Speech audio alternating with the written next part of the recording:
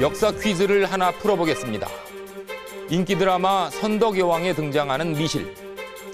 일본 낭인들에게 무참하게 살해당한 명성황후. 정확하게 100년 전 안중근 의사에게 저격당한 이토 히로부미.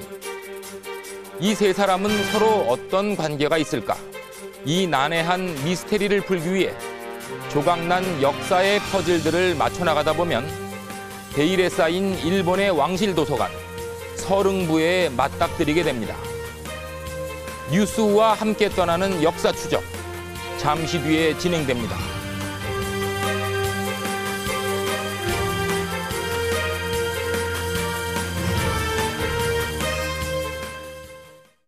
미실이 되고 싶다면 이 미실을 베면 될 거다니까. 수수께끼 인물 미실, 과연 실존했던 인물일까? 미실을 기록한 역사책 화랑세기. 하지만 책에 원본이 없다. 일본 낭인들에게 무참히 살해된 명성황후. 황후의 국장을 기록한 4권의 책도 사라졌다. 가해자의 나라에 가했다는 것 자체가 정서적으로 우리 민족에 상당히 안 맞는 부분이 있죠.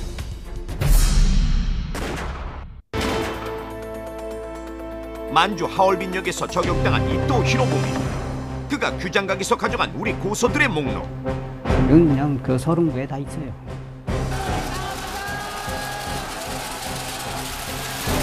모든 의문은 일본 왕실 도서관 서릉부를 향하고 서릉부에 굳게 닫힌 문을 두드린 취재진.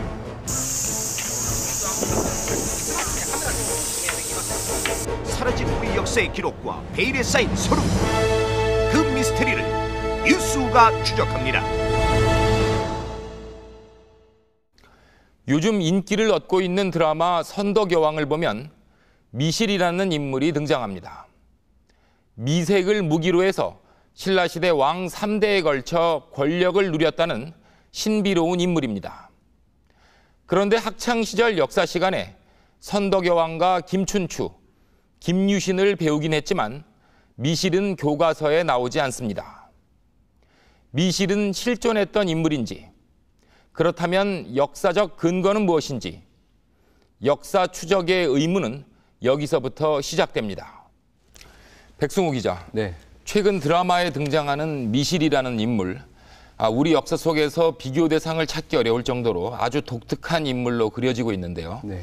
어디까지가 창작이고 역사적 사실에 기반을 둔 부분은 어디까지로 봐야 될까요? 네, 소설이나 연극으로 몇 차례 대중들에게 선을 보였던 인물인데요. 이 대중들과 친숙해지면서 실제로 있었던 것처럼 여겨지기도 합니다. 하지만 역사학계에선 존재 자체가 논란이 되고 있는 인물입니다. 얼굴 자체도 일단 동그랗고 둥그렇고 눈매가 선하잖아요. 제가 봤을 때는 일단은 좀 지적인 이미지를 가진 시대의 여자 정치가라고 그럴까? 나이 먹은 사람 입장에서 좀 그런 게 있죠. 어떠세요? 좀 약간 좀 드신 것도 있고. 네, 속 시원하죠. 그렇게 잘 못하고 지내는 여성이 더 많으니까 아무래도. 1500년 전 신라 여성 미실에 대한 이미지는 이렇게 사람마다 엇갈립니다. 이제 미실의 시대에 옵니다. 이제 이 미실을 대적할 자는 없사옵니다. 드라마 속 미실은 남성을 압도하는 힘과 여성적 매력이 겹쳐지는 캐릭터로 그려집니다. 첫 회 장면이었어요. 그 진흥왕이 이제 공격을 받을 때 그 공격을 붕 나르면서 탁 막아내고 칼싸움으로 그들을 제압하고 왕을 보필하는 그 모습에서 아, 저런 여성이 있을 수 있구나. 우리도 제자리 실서라. 이렇게 하나, 둘. 이렇게 목에다 쳐야 돼요, 두 사람은. 이렇게 버리고. 그러니까 여기서 한번 볼게요. 천천히 봐봐. 됐다 이게. 칼놀림이 서툴렀던 여자 배우의 유약함은 온데간데없고 미실은 드라마에서 카리스마를 뿜어냅니다. 남자들은 미실의 칼에 무참히 베어지거나 그녀 앞에 무릎을 꿇습니다. 여자가 집에서 그렇게 있지, 남자들이랑 똑같이 갑옷을 입고. 그러니까 이 미실이라는 여자는 얼마나 드센 거냐고요. 드센 거지. 미실이 대중들에게 첫 선을 보인 건 지난 2002년 연극 무대입니다. 미모가 빼어난 여인으로 탄생했습니다. 100가지 꽃의 향기를 다 지녔으니 어느 누가 널 보고 안 이뻐지겠느냐. 2005년엔 같은 제목의 소설이 문학상에 당선돼 20만 부나 팔리며 대중적인 인기를 누리기도 했습니다. 소설은 시청률 35%를 넘어선 드라마 인기에 힘입어 4년 만에 다시금 베스트셀러 순위에 진입했습니다.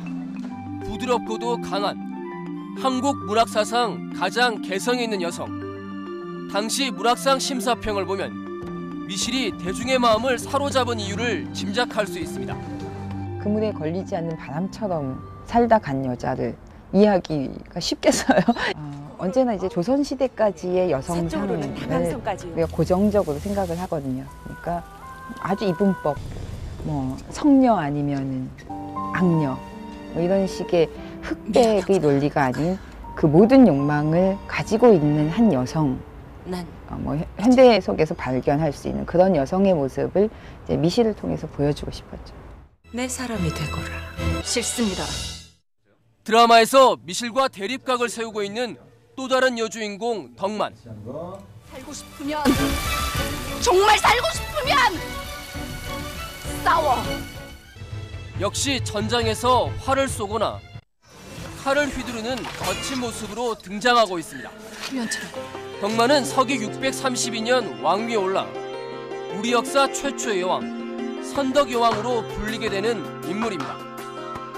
삼국사기는 선덕여왕 즉 덕만의 성품을 너그럽고 어질면서도 사리에 밝고 민첩하다며 역사상 실존 인물로 기록하고 있습니다.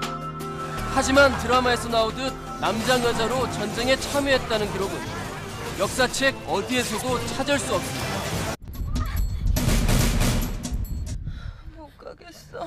거기까진 가야 돼. 어린 시절 궁궐을 떠나 중앙아시아 사막에서 몇 차례 죽을 고비를 넘겼다는 기록도 찾을 수 없습니다. 낭장결의이옵니다. 누군들 막을 수 있겠사옵니까? 화랑들이 화장을 하고 자결로 뜻을 이룬다는 낭장결의는 어떨까? 자신들의 어떤 주장이나 뜻을 밝히는 결의를 하는 뜻에서 자결을 하는 걸로 나오는데 그런 거는 있을 수 없어요. 다만 분을 발랐다는 기록은 있습니다. 분을 바르고 장식을 했다. 그러니까 뭐 화장을 한 거는 사실입니다. 그러니까 요즘 같으면 이제 화랑 뭐 그러면 뭐랄까 잘생긴 남자, 꽃 같은 남자. 요즘 흔히 그 TV 연예인들 하는 말로는 꽃미남 뭐 이런 거죠.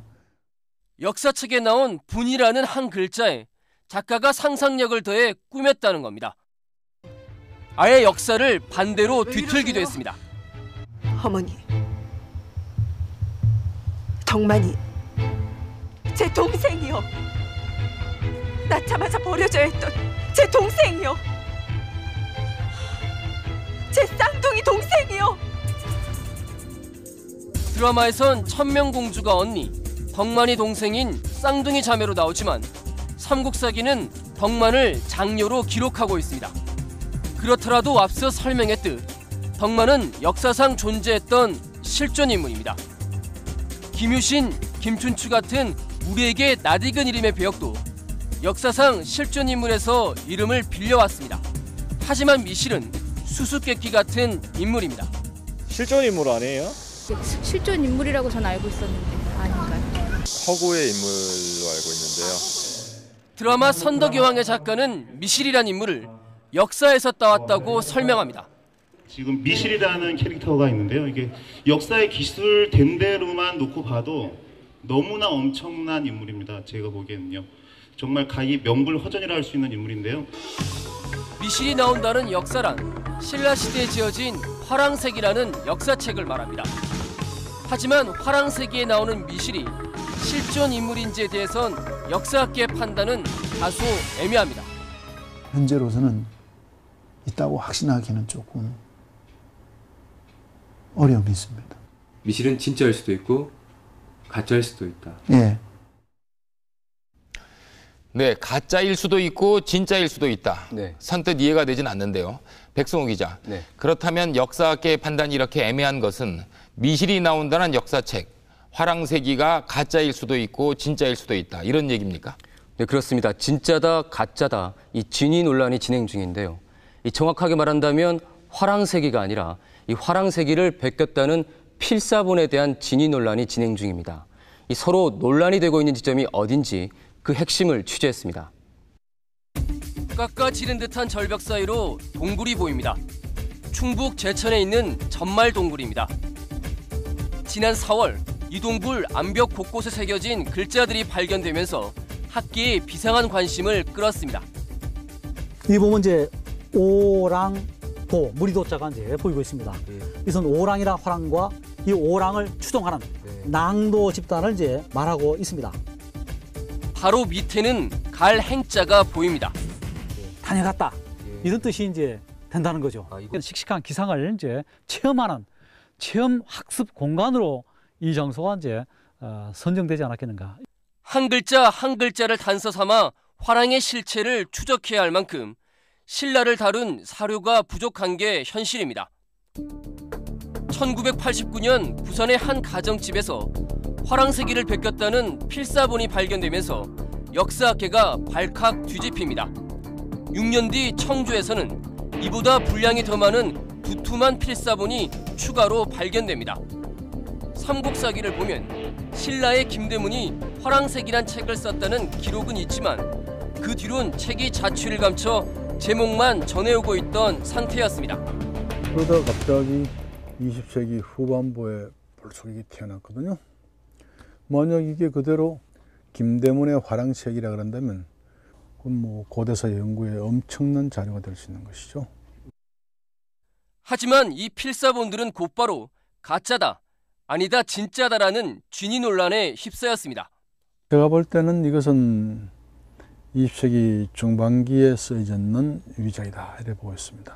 힘으로 숫자로 밀어붙여가지고 가짜라고 하고 있는데 가짜 아닌 이유가 여러 가지 있습니다. 화랑세기 필사본에 담긴 내용이 뭐길래 진위 논란에 휩싸였을까? 책의 내용을 드라마를 바탕으로 재구성하면 이렇습니다. 풍월주의 이름으로 선언합니다. 필사본은 풍월주, 즉 화랑의 우두머리에 계보를 적어놓은 이른바 화랑족보입니다. 일대 풍월주였던 위화랑을 시작으로 미실의 첫사랑이었던 사다함은 5대 풍월주, 이어서 세종과 설원랑이 뒤따릅니다. 내 놈들이 100명이 있다. 북선 문노를 대적할 수 있을 것이냐? 무예가 뛰어나 풍월주 중에 풍월수로 불리는 문노는 8대 풍월주입니다. 솔직히 말해보세요. 자식들 이름 다 모르죠?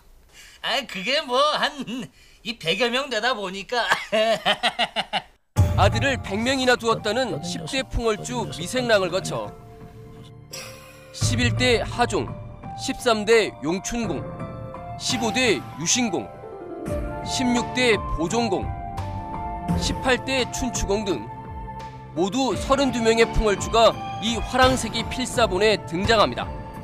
여기에 풍월주가 아니면서도 가장 많이 이름이 오른 여성이 미실입니다. 미실은 진흥왕, 진흥왕의 둘째 아들인 진지왕, 그리고 진평왕까지 3대에 걸쳐 색공, 즉 색을 바치고 그 대가로 왕의 옥새를 관리하는 자리까지 올라 권력을 잡게 됩니다. 진흥왕 경우에는 이제 미실하고 관계를 갖고 한 번 갖고 두 번 갖고는 전혀 절대로 곁을 못 떠나게 하고 뭐 그럴 정도로 사랑받는 방법을 잘 알았던 여자 같아요. 아름다움도 뭐 대단히 아름다웠던 것 같습니다. 그러니까 아마 대한민국에서 그렇게 아름다운 여자 찾으려면 못 찾을지 모르죠. 화랑세기 필사본은 미실을 100가지 꽃의 신묘함을 뭉쳤다며 아름다움을 극찬합니다. 모르십니까? 제가 얼마나 의지를 하는지를. 공주. 미실은 세종을 남편으로 뒀지만 뛰어난 미색을 무기 삼아 사다함, 그리고 마지막 순간까지 자신의 곁을 지켰던 설원공 등 여러 남자와 정을 나누기도 했습니다. 모든 걸 미실세조에게 걸었습니다. 나의 운명, 또한 신라의 운명까지. 화랑새기 필사본엔 또 마복이라는 독특한 풍속을 소개하는 말이 등장합니다.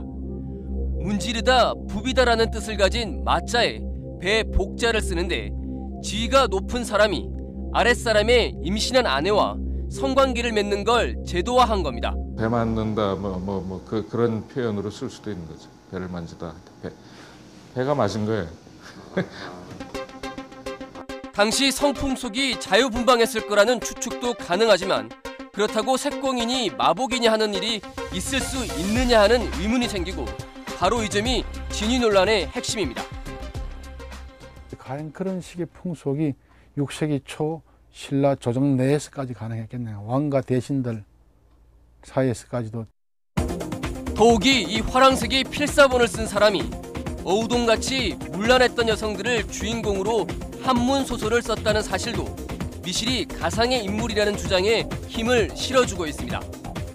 반면에 필사본이 진짜고 여기에 나오는 미실을 실존 인물로 보는 쪽에선 색공이나 마복이 신라 사회를 들여다보는 핵심 단어라고 설명합니다.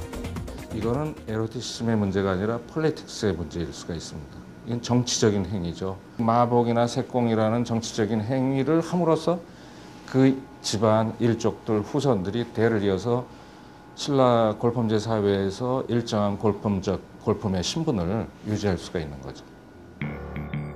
사다함의 친구였던 무관랑이 궁의 담장을 넘다 구지, 즉 물웅덩이에 빠져 시름시름 앓다 세상을 떴다는 필사본의 기록도 논란거리입니다. 반달 모양을 닮았다고 해서 반월성 혹은 월성이라고 이름 붙여진 신라의 수도 경주의 궁궐터입니다. 1980년대 경주문화재연구소의 발굴로 월성 북쪽에 물웅덩이의 흔적이 잇따라 발견됐습니다. 어른 무릎 높이의 석축이 출토된 겁니다. 예를 들면 뭐 이렇게 이만큼까지 물이 이렇게 차 있었겠죠. 침입자를 막기 위해 파놓은 겁니다. 삼국 통일을 이룬 뒤에는 물웅덩이의 넓이가 줄어든 흔적도 발견됐습니다. 화랑새기 필사본이 진짜라고 주장하는 쪽은 이 물웅덩이가 무관랑이 빠졌던 구지라고 주장합니다. 무관랑이 떨어져서 다칠 수도 있겠네요.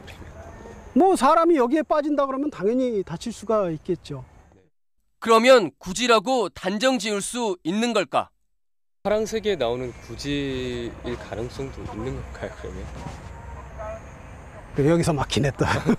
글쎄요, 그 화랑새기에 나타난다는 구지가 아마도 그 모습상에서는 상당히 유사할 수도 있다고 생각은 하겠습니다만은 글쎄 그 부분에 대해서는 정확히 아직 요거 지금 발굴된 부분이 하나이기 때문에 정확히 뭐라고 말씀드리기는 그렇습니다. 연산군 때 지어진 측에 풍월주가 언급된 걸 보면 조선 초기까지는 화랑새기 원본이 전해진 걸로 추정됩니다.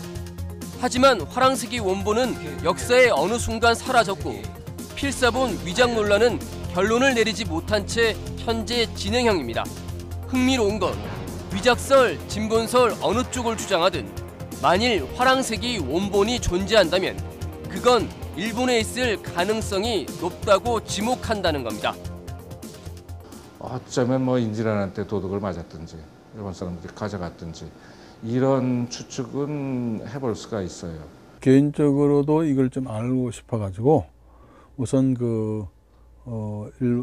일본 왕실의 그 도서관인 수어릉부 쪽에다가 몇 차례 이렇게 조사를 하고 시도를 해봤습니다. 백승호 기자, 네. 한번 정리를 해보죠. 네. 화랑새기 필사본, 그러니까 화랑새기를 베꼈다는 책이 존재하고 네. 그 책에는 미실이 등장하는데 네. 화랑새기 필사본이 정말 화랑새기를 베낀 책인지 아니면 베꼈다고 해놓고 지어낸 얘기를 담은 책인지 알 수 없다, 그런 뜻이죠? 네, 그렇습니다. 그렇다면 화랑새기의 원본을 확인해 봐야 될 텐데 네. 한 번도 존재가 확인되지 않은 화랑새기 원본이 네. 일본에 있을 가능성이 높다고 보는 이유는 뭡니까? 네, 화랑새기 필사본을 실제로 보면 한 귀퉁이가 예리하게 도려내진 걸 알 수 있습니다. 뭔가를 감추려고 했던 것 같은데요. 여기에 첫 번째 단서가 있었습니다. 이걸 단서 삼아 일본 현지를 취재했습니다. 자물쇠로 굳게 채워진 문을 열자 가지런히 놓인 책들이 모습을 드러냅니다. 필사본 화랑색이 어디? 여기 있습니다. 예. 화랑색이 필사본은 한지에 쌓인 채 충북 청주에 있는 필사자의 증손자 집에서 보관 중이었습니다. 군데군데 떨어져 나간 곳이 많고 책장을 넘기기 힘들 정도로 훼손이 심해 한지가 책장 사이마다 끼워져 있습니다. 너무 많이 상해서 앞뒤가 구분이 안 되고 있어요. 책의 앞부분은 아예 통째로 없어졌습니다. 그래서 네 번째 풍월주 이화랑의 일대기부터 이야기가 시작됩니다. 화랑색이 필사자는 남당 박창화 선생. 한 장뿐이라는 사진에서 생전 모습을 확인할 수 있었습니다. 박창화 선생은 1962년 74세 나이로 작고했습니다. 교편을 잡았고 한학과 역사학에 밝았다고 합니다. 학교의 교직으로 이제 계시고 거기 특히 역사에 관심이 많으셔서 제가 그 정확하게 명칭을 말씀을 드리면 제야사학자라고 이렇게 사학을 정식으로 배운 건 아닌데 화랑세기에 대해 남긴 말이 없는지 물었습니다. 화랑세기는 제 개인적인 생각으로는 필사를 하셨기 때문에 별로 이렇게 말씀을 하시지 않으셨지 않나. 직접 창작하신 게 아니기 때문에. 흥미로운 건 화랑색이 필사본의 한 귀퉁이가 칼로 도려낸 듯 잘려 있다는 겁니다. 정확하게 이건 칼로 자른 것 같아요. 칼로 잘랐네. 명확하게 이 부분을. 박창화 선생이 남긴 책들 가운데 필사본과 똑같은 용지를 사용한 책을 맞대보니 도려낸 부분은 글씨가 인쇄돼 있던 곳이었습니다. 한자로 국내성이라고 적혀 있습니다. 국내성이라고 하면 일본 왕실. 왕실. 필사본을 일본에서 가져왔다는 겁니다. 오실 때 그 대나무로 만든 그 고리짝으로 하나를 그 책을 당나귀 얘기 있잖아요. 나귀에다가 이제 싣고 오신 그런 얘기예요. 충청북도 교육청 퇴임자 이력서 철에서도 박창화 선생의 일본 행적을 확인할 수 있었습니다. 1923년 일본으로 건너가 왕실 도서관에서 근무했다고 적혀 있습니다. 일본 동경에 이주해서 도서관에서 독서 연구를 하셨고. 그렇다면 박창화 선생은 혹 일본 왕실 도서관에서 화랑세기를 발견하고 책을 베껴둔 것은 아닐까? 뉴스는 박창화 선생의 행적을 쫓아 일본 왕실 국내성으로 향했습니다.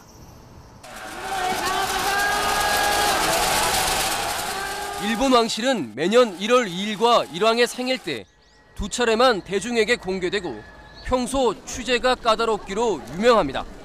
일명 안경다리를 지나면 왕궁과 가장 가까운 정문이 나오는데 철문으로 굳게 닫혀 있고 양쪽을 경비병 2명이 지키고 있습니다. 왕궁 주변은 높다란 성곽이 5km가량 에워싸고 있고 그 앞은 물길로 깊게 파여 있습니다. 왕실 도서관과 가장 가깝다는 북쪽문을 통해 성곽 안으로 걸어 들어갔습니다. 신청서를 작성한 뒤 50m가량 더 들어가니 4층짜리 콘크리트 건물이 나옵니다. 서릉부. 일본 왕실의 족보나 책, 그리고 왕릉을 함께 관리한다고 해서 붙여진 이름입니다. 도서관으로 들어가는 유리문에는 한글로 출입 금지라고 적혀 있습니다. 출입구마다 똑같은 경고문이 붙어 있습니다. 화랑색이라는 책이 있는지 물었습니다. 화랑색이という本はこちらにあるんですか？花石か。こちらに50文字の目録があります。春世紀というのはちょっと見当たらないですね。ここにないということはまずない。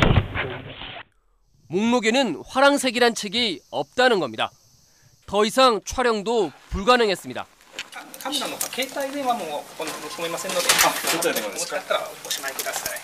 왕실 측이 나눠준 배지와 완장을 차고 나서야 촬영을 허락받을 수 있었습니다.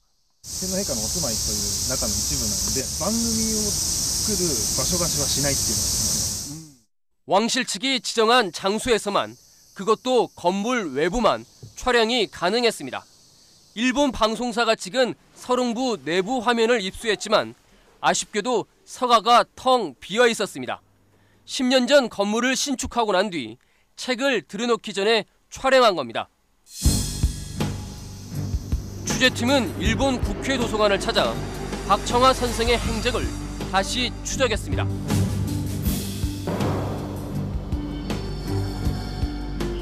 그리고 마침내 1935년도 국내성 명부에서 박청화란 이름을 찾아냈습니다. 월급이 85엔이고 사무촉탁, 즉 특별계약직으로 근무했습니다. 1941년도 직원 명부를 통해 박 씨가 소원창화, 오바라 마사카즈로 이름을 바꿨다는 것도 확인했습니다. 박창화란 이름으로 두 차례에 걸쳐 일본 잡지에 논문을 기고한 적이 있다는 사실도 알 수 있었습니다. 중앙사단이란 역사 잡지였고 제목은 신라사에 대하여였습니다. 서릉부 목록집도 볼 수 있었습니다. 서릉부 측이 밝힌 대로 화랑새기는 목록집에서 찾을 수 없었습니다. 그런데 이충무공 전서 같은 낯익은 이름의 책이 눈에 띄었습니다. 유수는 서릉부가 보관하고 있는 이충무공 전서를 찍은 사진 석장을 아주 어렵사리 입수할 수 있었습니다. 책에는 각기 다른 3개의 도장이 찍혀 있습니다. 인장을 보시면은 규장지보라고 되어 있습니다. 그러니까 정조가 규장각을 설치한 이후, 조선시대 이후에 책을 하사할 때마다 책에다가 책의 첫 부분에다가 찍어서 내려줄 때 찍었던 그런 인장이 되겠습니다. 또 다른 하나는 규장각의 사무기구였던 이문원, 나머지 하나는 일본 왕실도서관의 옛 이름인 도서료의 도장이었습니다. 도장이 찍혀진 순서를 시간순으로 배열하면 규장지보, 이문원, 도서료 순이 됩니다. 이문원에다가 하사해서 이문원에서 거기에 소장인을 찍은 것임을 확인할 수가 있습니다.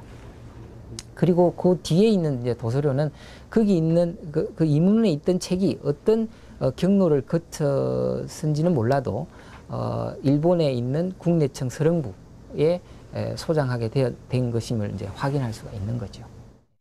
규장각에 있어야 할 우리 책들이 일본 왕실도서관에 와 있는 겁니다. 이 같은 사실은 국내 학자로선 유일하게 서릉부 서고까지 들어가 봤다는 대학 교수로부터도 확인할 수 있었습니다. 서릉부에는 취재팀이 찾은 곳 말고 다른 곳에도 서고가 있다고 합니다. 지붕 스타일이 이렇게 되어 있는 약간 맞배 지붕 형식이었던 것 같고 2층 건물이었던 것 같고 창문을 이렇게 열어가지고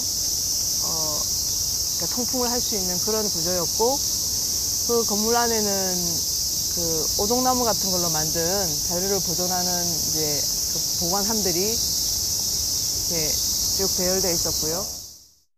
그러면서 화랑새기가 서릉부에 없다고 단언할 순 없다고 말합니다.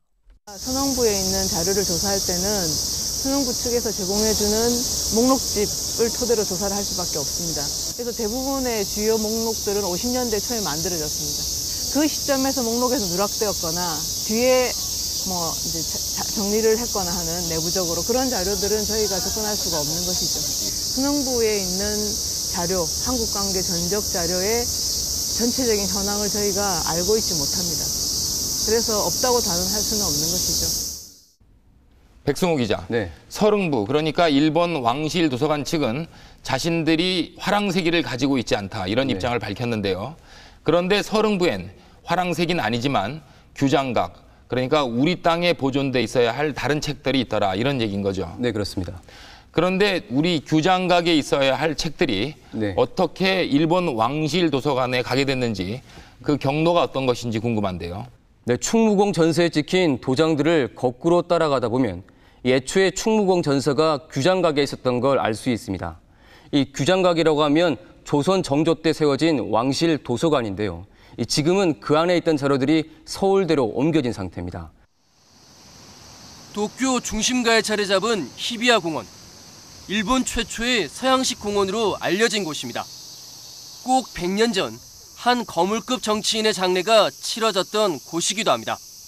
お札の確かに千円札の肖像画にっております。学校の授業で習いました。 100년 전 11월 4일 왕족이 아닌 정치인 신분으론 처음으로 국장이 히비야 공원에서 치러졌습니다. 조문을 하러 온 외국 사신들이 줄을 잇습니다. 만주 하얼빈역.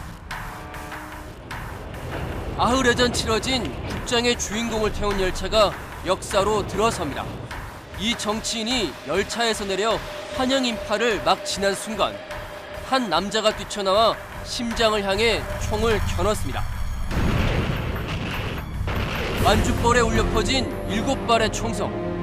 그 가운데 3발이 관통했고 일본 정치인은 숨을 거뒀습니다. 현장에서 체포된 사람은 30살의 한국인 청년 안중근. 저격당한 인물은 일본 수상을 4번이나 지내며 한 시대를 풍미했던 이토 히로부미입니다. 조선 식민지화를 위한 전초기지였던 조선 통감부 초대 통감을 지내기도 했습니다. 사망 넉 달 전, 당시 이토 히로부미는 통감직을 그만두기로 하고 인천을 거쳐 일본 귀국길에 오릅니다. 일본으로 들어갈 준비를 하고, 그러니까 짐을 꾸리는 거죠. 그래서 1909년 7월에 일본으로 이제 그 짐을 옮깁니다. 그러니까 인천항을 통해서 이제 그 일본으로 짐을 가져가는데 그때에 상당히 많은 짐을 옮긴다고 그러는. 이토의 이 짐 속에 충무공 전서가 들어 있었고 결국 이 책이 일본 왕실 도서관인 서릉부로 흘러갔다고 이상찬 교수는 확신합니다. 이 교수는 그 증거로 일본 왕실에서 작성한 공문을 제시합니다. 이 공문에 이토 히로부미가 등장하는데 고자가 붙은 걸 보면 사망 이후 작성된 겁니다. 공문을 작성한 사람은 국내성 대신 왓다나베 치아키입니다. 이토 히로부미 공작이 한국의 규장각에서 가져온 책을 사망 이후 도소료, 즉 지금의 서릉부에서 보관하고 있다는 게 공문의 내용입니다. 규장각은 정조가 세웠던 조선 왕실의 도서관입니다. 일본 왕실 도서관인 서릉부가 당시 일본의 지배권 안에 들어와 있던 규장각 담당 부서에 보냈던 공문인데 해방 이후 규장각에 있던 자료들이 서울대로 옮겨지면서 문건의 실체가 드러난 겁니다. 이토가 반출한 책은 모두 1028권, 목록에는 충무공 전서도 들어 있습니다. 당시 규장각에서 책을 대출하려면 일본인들도 기록을 남겨야 했지만 이토는 책을 반출한 흔적을 전혀 남기지 않았습니다. 이토의 경우에는 이제 그런 대출 명단, 대출 목록이 아직까지는 발견되지 않고 있습니다. 그런데 당시의 도서관리, 문서철 관리에 있어서는 뭐 열람 사항까지도 일일이 다 기록을 하는 것이 그 관례입니다. 만약 이토가 대출을 했다가 반납을 하지 않은 거라면 현재 서울대 중앙도서관의 규정에 따라 37억여 원을 물어야 합니다. 유수는 문제의 공문을 복사한 뒤 서릉부를 찾아가 이를 보여주며 이토가 반출해간 1028권의 책이 아직까지 서릉부에 있는지 물었습니다. 이토 히로부미さんですね。韓国から寄付してもらったり本をこちらで保管しているっていう内容がこちらに分かるっていうわけでもないんでですね。 사흘 뒤 확인해 주겠다고 했지만 정작 사흘 뒤엔 시간이 더 필요하다는 애매한 대답만 들었습니다. こちら書庫でこういうものが実際にあるのかどうかちょっと探してみるしかないんですが、ちょっともう古いものですし、書庫も広いのですごい探すとしたら時間がかかるんですね。果たしてこの現在うちにあるのかどうかというのを確認しようといたしますと、どのくらいかかるかっていうのはちょっとわからないんですよ。 그런데 서릉부가 소장하고 있는 우리 서적은 규장각에 있었던 책뿐만이 아니었습니다. 대한제국을 상징하는 태극기를 앞세우고 대규모 행렬이 궁을 떠나 홍릉으로 나섭니다.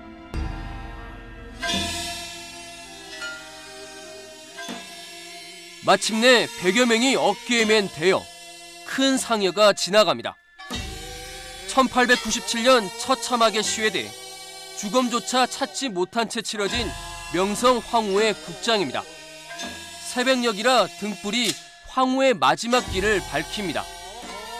총을 메고 칼을 찬 병사들이 주변을 지키고 섰습니다. 상여 앞으론 곡을 담당하는 궁녀들이 말을 타고 지나갑니다. 베일로 얼굴을 가리고 다시 휘장을 둘러 도로 쪽에서 볼 수 없도록 했습니다. 행렬의 왼쪽과 오른쪽 각각 둘씩 창과 방패를 든 방상시 4명이 눈에 띕니다. 곰가죽으로 된 붉은색 가면을 쓰고 4개의 눈을 단 흉측한 얼굴입니다. 잡기나 이런 것이 그 위협이 없이 좀 이렇게 편안하게 평안하게 지내시라는. 이어 만장이 길게 늘어서고 대나무로 만든 뼈대에 한지를 붙인 말 6필이 나타납니다. 이승을 떠날 때 편하게 타고 가라는 뜻입니다.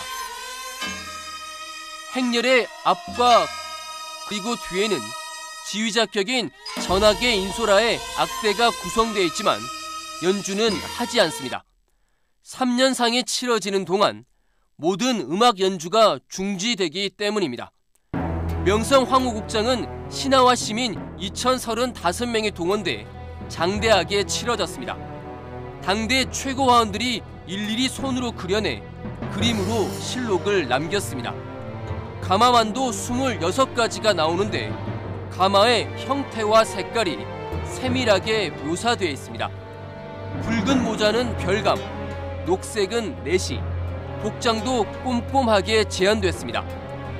인물은 행렬의 왼쪽에서, 뒤에서, 그리고 오른쪽에서 바라본 듯 다양하게 그려 입체감을 살렸습니다. 명성 황후 국장을 기록한 의궤의 한 부분입니다.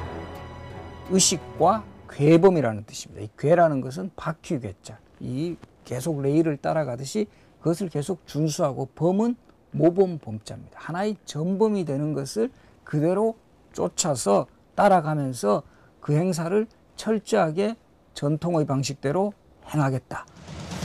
방상시 탈을 쓴 사람들에게 일당을 한 양씩 쳐줬다는 것까지도 적어둘 만큼 기록의 치밀함을 보여주고 있어 의궤는 조선왕실 기록문화의 꽃으로 불립니다. 일본의 서릉부 장서 목록에는 이 명성황후 국장도감 의궤를 비롯해 72종의 의궤가 포함되어 있습니다. 이 명성황후 의궤는 원래 오대산 사고에 있던 것이었습니다. 오대산 사고의 수호 사찰이었던 월정사 승려들의 기록을 보면 유출 경위를 짐작해 볼 수 있습니다. 대정 3년 3월 3일에 총독부의 관원 서무짐 오케꾸찌라는 사람과 조병선이라는 사람들이 당 본산 월정사가 되겠죠. 여기에 와서 진 본거지를 여기에 차렸다. 그 뒤 오대산 사고는 해체되고 사고에 있던 실록들이 약탈됩니다. 함께 있던 의궤가 어떻게 됐는지 구체적인 기록은 없지만 누가 이 의궤를 일본의 서릉부로 가져갔는지는 분명히 알 수 있습니다. 서릉부가 소장 중인 명성황후 국장도감 의궤에 찍힌 도장, 바로 조선 총독부가 기증했다고 찍혀 있습니다. 일본은 조선에 와서 주요한 문서들을 파악하고 왕가의 의전 절차를 기록한 문서이기 때문에 굉장히 중요성을 알아보고 국내청으로 이동시켜서 조선 연구의 기초 자료로 쓰지 않았는가 이렇게 보고 있습니다. 백승호 기자, 네. 다른 사람도 아니고 이충무공이나 명성황후와 관련된 기록들이 일본에 가 있다. 네. 이건 좀 정서상으로 맞지 않는 것 같고요. 네. 조금 전에 이토 히로부미가 빌려간 우리 책들, 네. 연체료를 계산하면 37억 원이나 된다. 이런 얘기도 나왔는데 네. 연체료 문제는 놔두더라도 일본에 가 있는 우리의 소중한 기록들 얼마나 있는지 파악은 되고 있습니까? 네, 공식적으로 파악된 숫자는 3,000건 가까이 됩니다. 하지만 일본 현지 취재 과정에서 과연 이 수치를 신뢰할 수 있을지 의심이 들었는데요. 한 일본인 학자는 적어도 5만 건은 될 것으로 추산했습니다. 피리를 손에 든 목동이 소등을 타고 길을 갑니다. 부채살에 덧댄 한지에 단원 김홍도가 그렸습니다. 길 바로 앞이 술집이라는 한시가 여유로움을 더합니다. 강 한가운데 배 한 척이 떠 있고 그 아래에는 한 선비가 홀로 낚싯대를 들이우고 있습니다. 지금까지 알려진 겸재 정선의 작품 가운데 가장 이른 시기에 그려진 겁니다. 돌틈으로 피어난 난초, 바람을 거슬러 물길을 올라가는 뱃사공, 조선시대 화가 그림 28폭을 담은 화첩입니다. 이 그림책을 포함해 우리의 옛 글과 시, 책들을 전시하고 있는 경남대학교, 왕세자의 교육 과정을 담은 국보급 궁중기록화도 전시 중입니다. 존엄한 왕과 세자는 그리지 않는다고 해서 세자는 자리만 표시되어 있습니다. 스승의 앞에는 책상이 있지만 제자인 세자의 앞에는 책만 놓여 있습니다. 그럼 결국은 왕세자가 수업은 어떤 형태로 받았겠냐 했을 때 결국 엎드려서 받았다는 겁니다. 이것을 통해서 볼 때 조선시대에 얼마만큼 교육을 중시하였는가 하는 것. 전시실이 비좁아 자리를 마련하지 못한 작품들은 지하 수장고에서 대기 중입니다. 김홍도와 영조, 한석봉처럼 이름만 들으면 알만한 사람들의 작품들이 즐비합니다. 개인의 추사 선생이 글씨죠. 예. 안개비가 내리는 날 이렇게 썼다는 거죠. 예. 그런데 경남대에 있는 이 전시실 이름은 데라우치입니다. 데라우치 마사다케. 정치가이자 군인으로 조선 총독부 초대 총독을 지냈던 인물입니다. 왜 그 듣기도 싫은 이름을 여기다가 데라우치를 이름을 붙여주느냐. 그래서 저는 그 비난을 이해하면서 이렇게 잘 고향에 와가지고 잘 관리되고 있다는 걸 보여줘야 나머지 것도 보내줄 거 아닌가. 지난 1996년 데라우치 소장품 가운데 일부가 경남대의 기증 형식으로 되돌아와 고국 땅을 밟았습니다. 모두 136점이었습니다. 현재 일본에 남아있는 데라우치 소장품은 얼마나 될까? 데라우치 소장품의 대부분을 기증받은 일본 야마구치 대학에는 우리의 서작이나 그림 1,500여 점이 있습니다. 데라우치를 위한 서고가 따로 있고 통로를 따라 걸어 들어가다 보면 낯익은 이름의 고서들을 만날 수 있습니다. 우리 책들이 일본 왕실 도서관인 서릉부뿐만 아니라 다른 곳에도 있을 개연성이 높은 겁니다. 박청아 선생의 증언을 취재한 한 역사학회로부터 단서를 찾을 수 있었습니다.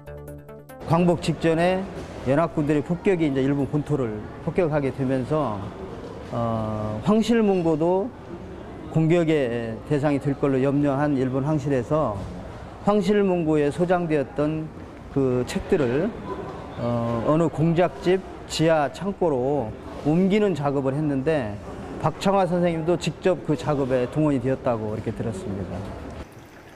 이게 다 한국 거예요. 한국 책? 예. 예. 인사동에서 사온 거. 능숙한 한국어에 한국 책들이 서가 곳곳에 꽂혀 있어 한국인으로 여겨질 정도지만 일본인입니다. 일본 레이타쿠 대학의 후지모토 유키오 교수. 40여 년간 일본에 있는 조선의 고서를 찾아내 목록을 만들고 책의 정보를 정리했습니다. 여기 있는 거, 여기 초록색 거, 여기서 쭉 여기까지 있는 거. 제가 조사한 것이 이렇게 조사를 했어요. 이렇게.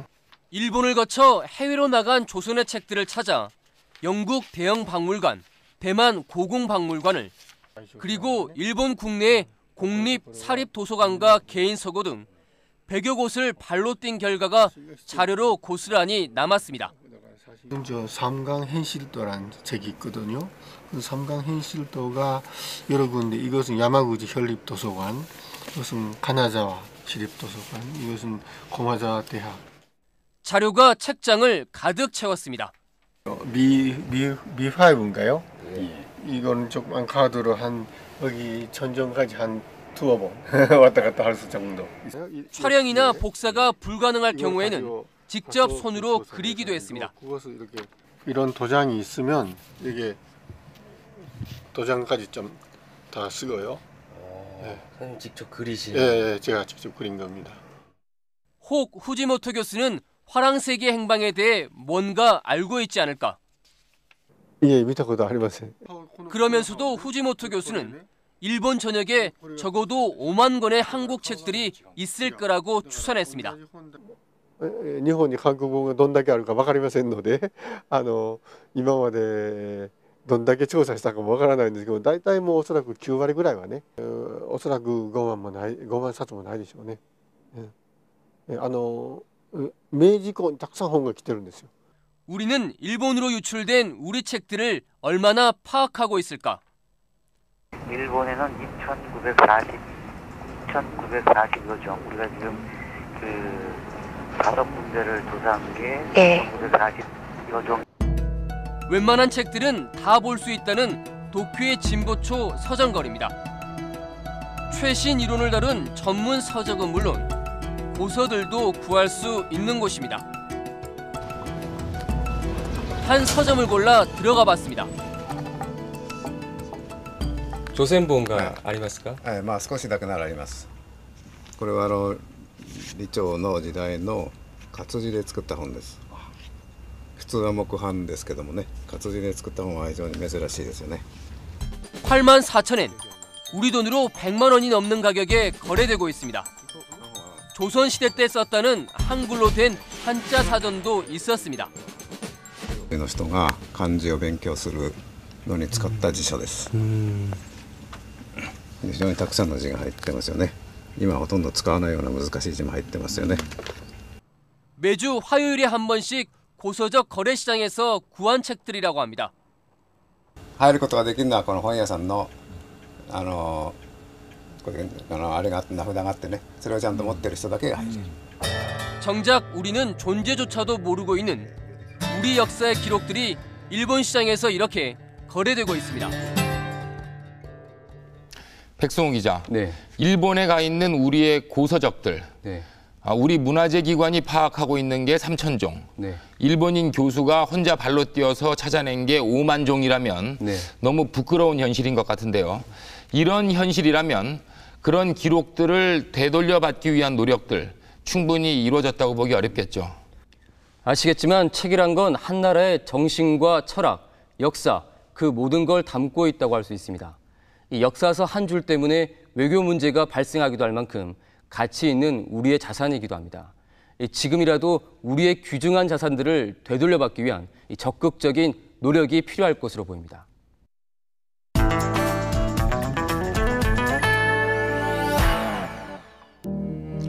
드라마 주몽이나 선덕여왕을 보고 SF, 즉 공상과학 같다고 말씀하시는 분들이 있습니다. 당시의 사람들이 어떤 옷을 입었고 병사들은 어떤 무기를 썼는지 알 길이 없어 작가의 상상력에 의존하기 때문입니다. 우리는 오랜 역사를 자랑해왔지만 그 역사에는 훼손되고 지워지고 사라진 부분들이 너무 많습니다. 어쩔 수 없는 상황으로 일본에 가 있는 기록들이 있다면 지금이라도 되찾아 복원하는 노력을 게을리해선 안 될 것입니다. 내일 모레 광복절을 앞두고 뉴스후가 해보는 생각입니다. 뉴스후, 다음 주에 뵙겠습니다.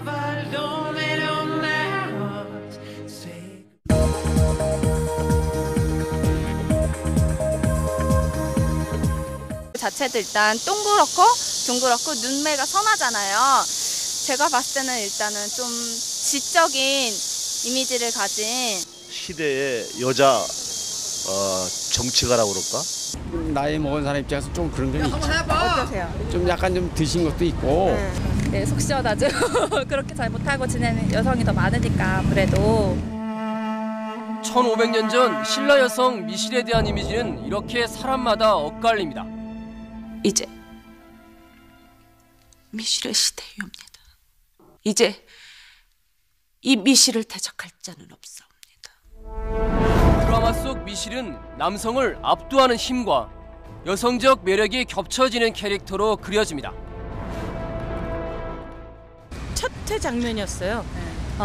그 진흥왕이 이제 공격을 받을 때 그 공격을 붕 나르면서 탁 막아내고 칼싸움으로 그들을 제압하고 왕을 보필하는 그 모습에서 아 저런 여성이 있을 수 있구나. 우리도 제자리 실처럼 이렇게 하나, 둘, 이렇게 목에다 쳐야 돼요, 두 사람은. 이렇게 버리고.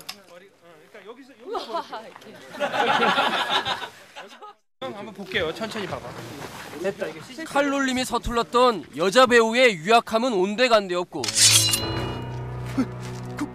미실은 드라마에서 카리스마를 뿜어냅니다.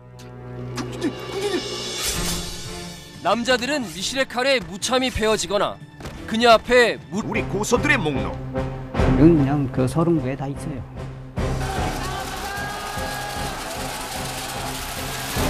모든 의문은 일본 왕실 도서관 서릉부를 향하고 서릉부의 굳게 닫힌 문을 두드린 취재진.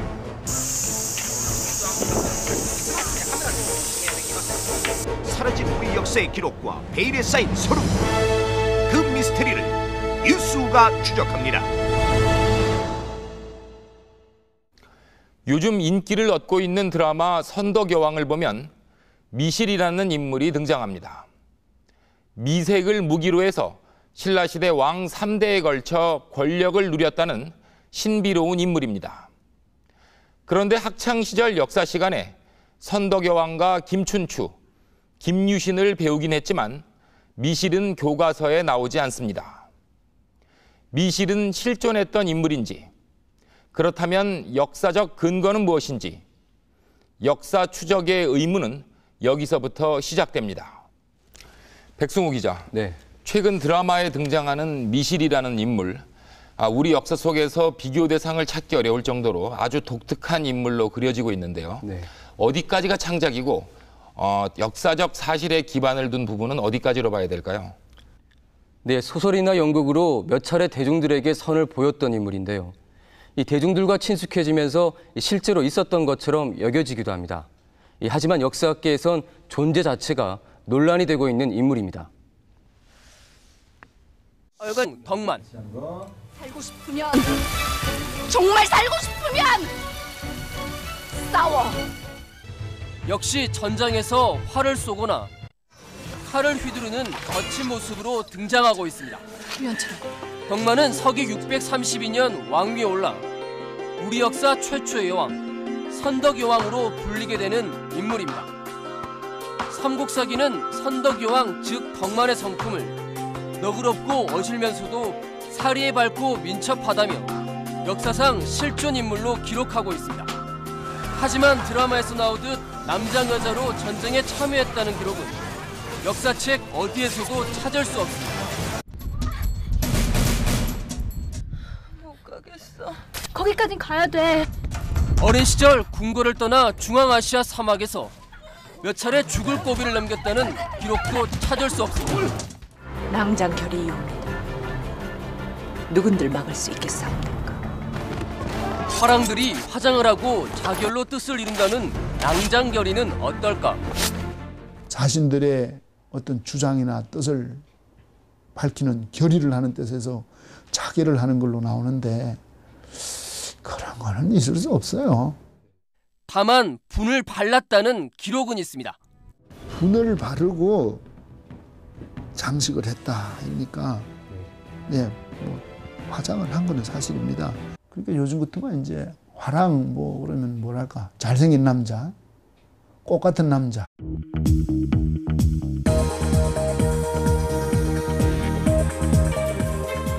역사 퀴즈를 하나 풀어보겠습니다. 인기 드라마 선덕여왕에 등장하는 미실. 일본 낭인들에게 무참하게 살해당한 명성황후. 정확하게 100년 전 안중근 의사에게 저격당한 이토 히로부미. 이 세 사람은 서로 어떤 관계가 있을까? 이 난해한 미스테리를 풀기 위해 조각난 역사의 퍼즐들을 맞춰나가다 보면 베일에 쌓인 일본의 왕실 도서관 서릉부에 맞닥뜨리게 됩니다. 뉴스와 함께 떠나는 역사 추적, 잠시 뒤에 진행됩니다.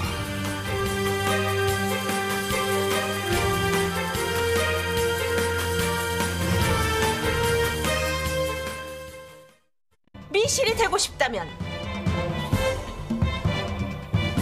이 미실을 베면 될 거다니까. 수수께끼 인물 미실. 과연 실존했던 인물일까? 미실을 기록한 역사책 화랑세기. 하지만 책에 원본이 없다. 일본 낭인들에게 무참히 살해된 명성 황후. 황후의 국장을 기록한 4권의 책도 사라졌다. 가해자의 나라에 가 있다는 것 자체가 정서적으로 우리 민족에 상당히 안 맞는 부분이 있죠.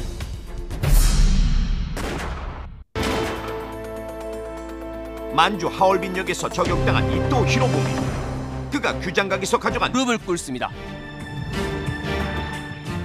여자가 집에서 그렇게 있지, 남자들이랑 똑같이 갑옷을 입고. 그러니까 이 미실이라는 여자는 얼마나 드센 거냐고요. 드센 거지.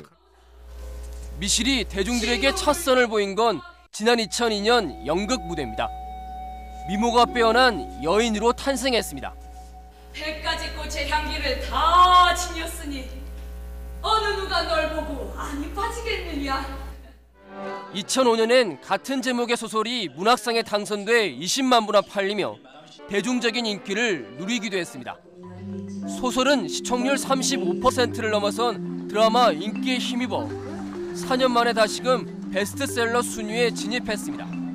부드럽고도 강한 한국 문학사상 가장 개성이 있는 여성.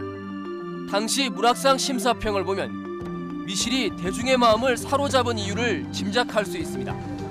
그물에 걸리지 않는 바람처럼 살다 간 여자를 이해하기가 쉽겠어요. 언제나 이제 조선시대까지의 여성상을 우리가 고정적으로 생각을 하거든요. 그러니까 아주 이분법, 뭐 성녀 아니면은 악녀, 뭐 이런 식의 흑백의 논리가 아닌 그 모든 욕망을 가지고 있는 한 여성, 뭐 현대 속에서 발견할 수 있는 그런 여성의 모습을 이제 미실을 통해서 보여주고 싶었죠. 내 사람이 되거라. 싫습니다. 드라마에서 미실과 대립각을 세우고 있는 또 다른 여주인공